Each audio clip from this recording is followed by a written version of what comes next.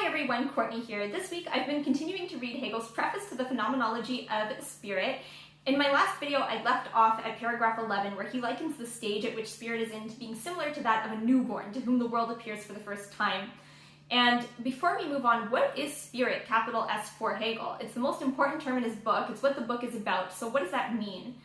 Spirit for Hegel refers to the collective human consciousness as it goes through the process of understanding itself both within the world, but also as one with it.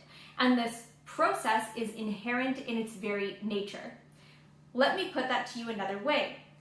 Hegel keeps referencing in his preface how much easier things are to understand when we are dealing with a material field of study like science. So for instance, he gives the example of reading an anatomy book or reading about the life cycle of a plant.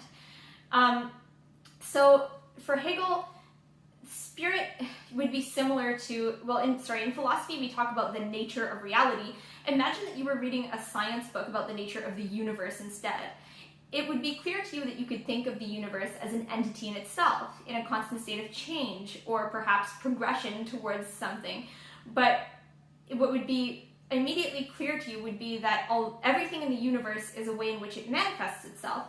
And although in a sense there are many different things in the universe, in another sense everything is part of a collective whole. There is unity to that universe, right? So not only does the universe manifest itself in terms of inanimate objects, but this science book might also mention that the universe manifests itself in terms of consciousness. And in particular, there's this peculiar phenomenon of human consciousness appearing in the universe that does try to make sense of the world, understand itself, its reality. So you would understand that although in one sense there are many different conscious minds, in another sense they are all part of a collective whole. And that is what Hegel is referring to when he refers to spirit, capital S.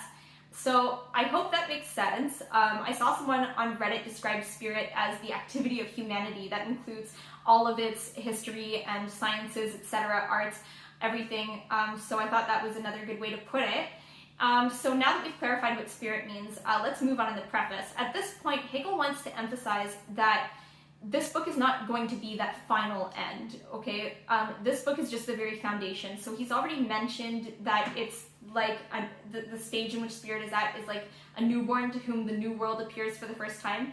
And he says that this new world is shrouded in its simplicity. So when you think of shrouded, you can think of wrapped, and there's so much more to unfold. So now he elaborates on that analogy, and he says that the human consciousness does not immediately grasp the particularization of objects, okay? So it does not immediately distinguish between different things. On the flip side, it does not immediately grasp the universality of its reality. So it does not immediately, let's say, see one thing and now have the ability to apply it everywhere. Like you don't see an apple and now you recognize all apples everywhere. For Hegel, distinguishing between different things or having particularization of objects, or on the flip side, universalizing things and having this concept of universality is something that involves reflection, okay? You need the understanding, a process, the pure I in general. That is something the conscious entity needs to go through a process in order to obtain. And so that's one thing he mentions. He goes on to give the analogy of this stage in which spirit is at being like a foundation of a house without any furnishings to fill it in. And then the third analogy he gives is the acorn. He says that you would not be satisfied if you wanted to see an oak tree in all of its branches, in all of its glory, and I paraphrase, and then you were given an acorn instead and said, well, it's going to grow into an oak tree. For Hegel, just because he's going to provide a scientific system of truth, it doesn't mean that the final end is fulfilled.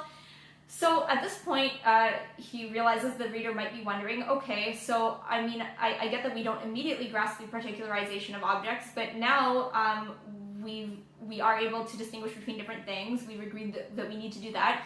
We've agreed that they're part of a collective whole, and we've synthesized these ideas, right? So is that enough to say that we have obtained knowledge? And for Hegel, the answer is no, not in any meaningful way. For him, he calls that naivety of emptiness of cognition, right? It's not fulfilled, it doesn't have content to fill it in. So he says that if you were to take the single insight, A equals A, or like in the absolute, everything is the same, right? Like everything is part of one collective whole, and pit that against the discriminating ability of the conscious mind to also say, but in another way, it's many different things. That is not enough to say that we have gained knowledge. And later on, he gives the example of zoology. So you would not, I'm going to apply it also here too, because he applies it when he's talking about how universality on its own is empty, but let's also use it to explain how particularization of things is empty on its own. So he says that in zoology, you would not be satisfied if someone just said all animals, right? Like it's the universal, but that, and it presupposes its field, but it's not the final, like it doesn't amount to zoology. So let's apply this to when we're talking about the particularization of things. Hegel begins the 15th paragraph a little bit sarcastically, saying that some people make it very easy for themselves to attain this mass of knowledge, right? He's being sarcastic, saying that they just go about having a count of, thing after thing after thing, and think that they've attained real knowledge of the world. But I guess if we were going to use his example of zoology to explain why he doesn't believe that's really amounting to a legitimate content for knowledge, is because I guess it would be like if you wanted an account of zoology and someone gave you like a bunch of pictures of all different animals, right? So all you've established is the same thing over and over again for Hegel. You've established something exists, or it is, but or like being, right? Like this appearance, but you haven't distinguished between them. So again, it's in a foundational stage, the very beginning. And so for Hegel,